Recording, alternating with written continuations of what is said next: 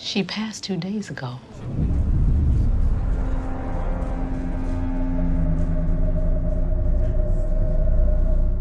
Both Sides of the Fence was something Season 2 Episode 7 certainly brought to life. At the end of Episode 6, there was a clear divide with Meech and Terry having differing opinions on whether to approach Kanan's Colombian connect. Now, they did get on the same page eventually, and even faced some music when it came to Kanan. But Both Sides of the Fence wasn't just based on Meech and Terry. Charles the Naughty Boy was caught in a strip club.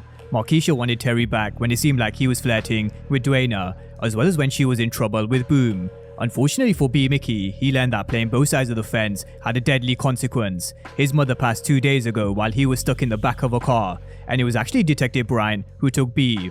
Now, Lamar had a fairly quiet episode for someone of his standards, but he also came to terms with a death. Blackie is no more, which is actually no surprise because this was something I raised in my trailer breakdown based on the history we've seen in the Power universe with dogs. But with that being said, let's get into all things BMF Season 2, Episode 7.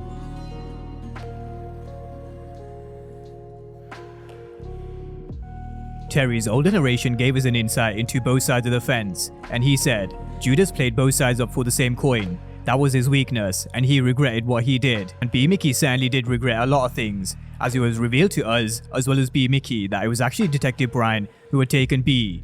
He wanted the 2 bricks back that he'd taken from the evidence room, because they were soon to be doing inventory, but they were long gone, and with B-Mickie unable to deliver Meech, Detective Bryant said that they were moving his mother back to her old care facility.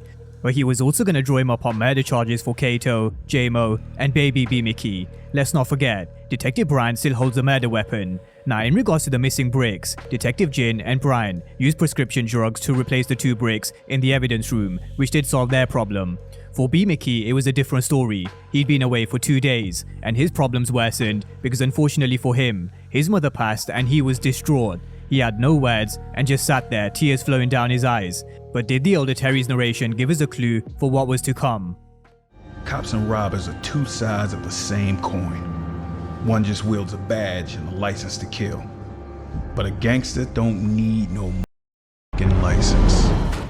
Now, we all know that B-Mickie was taken by Detective Bryant, but Hoop didn't. At Soki's memorial, Meech and Terry had a few words to exchange about B, and Terry said that he never liked him from day one. But Meech said that at least he came clean, and he'd been loyal to them since day one, along with handling Kato. But Terry sees this as more of a problem than loyalty. He described him as a lovesick rat who knew where all the bodies were buried.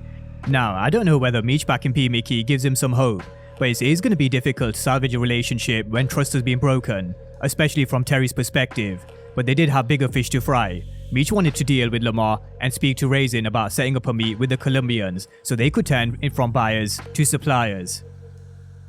Now, Soki's memorial was interrupted by Detective Bryant, with Terry's narration giving us a foreshadow of what was to come. In the game, everybody is playing everyone. The only way to survive is to see past the smiles and threats, is to find their weakness. And one of the threats that Meech had was Raisin, who is helping him set up this meet with Cena. And the reason why Raisin was going behind Kanan's back was because he wanted his seat at the table, and even though they were blood, he didn't break him off. But Kanan once told Meech, everybody's gotta pay a price, and he just needed to let him know what his price was, which was 10% of everything moving forward. Now in the background, Kanan was doing standard Kanan things. He shot Dottie in the head, and with Terry and Meech looking on. This was a stark reminder of whose back they were going behind. Kanan is brutal in every single possible way, but nothing was gonna stop Meech and Terry. Although he did make a plan with Sterl to watch Raisin because he didn't trust him. He knew everybody in this game was out for themselves. But while he was speaking to Sterling, in the corner of his eye, he caught his pops at the strip club with Maybelle. Now Charles really is digging himself a deeper hole as each week passes by, and understandably, he was worried that Meech would say something. But Meech would never rat Charles out to Lucille, not just cause he ain't a rat, but this would break Lucille's heart and their family even more. So for now, the secret is safe with Meech.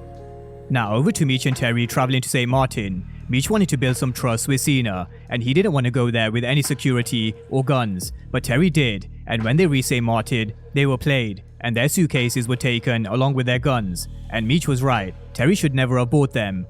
But as Cena invited them to no doubt one of his many mansions, he offered them both a cigar, with Terry rejecting, which I thought was a sign of disrespect. Even if Terry doesn't smoke, he should have taken the cigar, because it was a good gesture. So Cena spoke to Meech on his own, but first he had to strip him and get him in the pool. Now these Colombians aren't in the position they're in if they weren't careful and crossed every T and dotted every single I.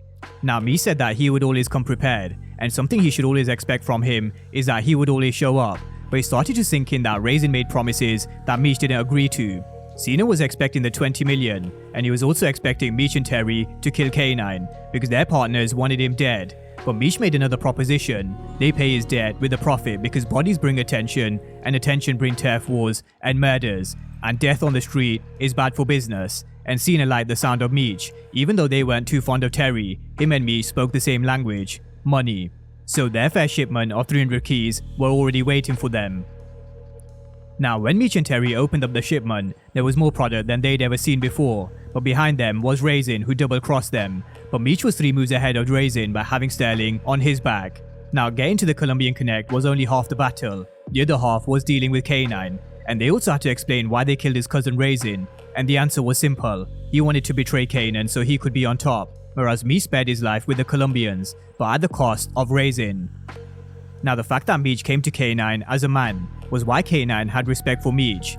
He also knew what Raisin was up to, and he said he would have done the same thing with the Connect if he was in Meech's shoes. So you could tell Kanan definitely had a bit of respect for Meech, and maybe even more after his latest move. He also knows that blood doesn't make you family, loyalty does, which was one of the lessons that he gave to Meech earlier in the season. But now the mentoring was done. This mentorship is over. You're a boss now. One of the many mysteries after episode 6 was what was Wanda and her mother up to when they took Terry's clothes and Belle. It was voodoo or witchcraft of some sort, and they also wanted to know whether Terry was good for Wanda for the long term. But they got more than they bargained for. Wanda found out she was pregnant again. Now, although babies are a blessing, this took Terry by surprise, and he wanted her to do another test, along with getting his shit back from the witch. Now, this only pushed Terry more into the direction of Markesha, but he had to get her attention first by flirting with Dwayna and making it clear that he was at the car ride service and back in the game. All Markesha wants from someone is to be able to provide for her, and even though she has feelings for Terry, so far he hasn't shown that he's been able to be a provider, and telling her about Wanda being pregnant didn't help either. But Markesha did need Terry when she put Boom in hospital. But this relationship really is messy and has trouble written all over it, and Terry needs to stay clear, but will he? I don't think so.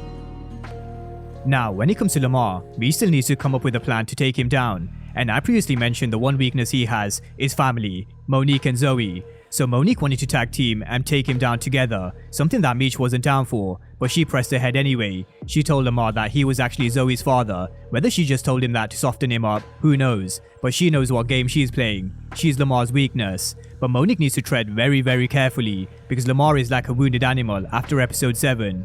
Blackie was sick and he didn't make it, and I didn't think he'd be around for too long either. But to continue his crazy ways, he walked into Pasture Swiss Church to try and seek God's help to save Blackie. Now, where prayer worked with Lucille, Pastor Swift had to tap into his old ways because a prayer weren't helping Lamar in that situation. But Lamar is like a wounded animal, and I do feel sorry for whoever gets in his way. But that's a breakdown of BMF Season 2, Episode 7, one where many of our characters learned you can't play both sides of the fence. It led to heartbreak for some and death for others, but by the end of it, Meech was now his own boss, and now it's time to make some bank. But will he be bringing B-Mickie back into the fold, or is it over for him? Drop all your thoughts down below on all things BMF Season 2, Episode 7. And of course, if you are new to the channel and you haven't done so already, then remember to smash the subscribe button if you want to see everything BMF and Power Universe related. But as always, thank you guys for watching, and I'll see you next time.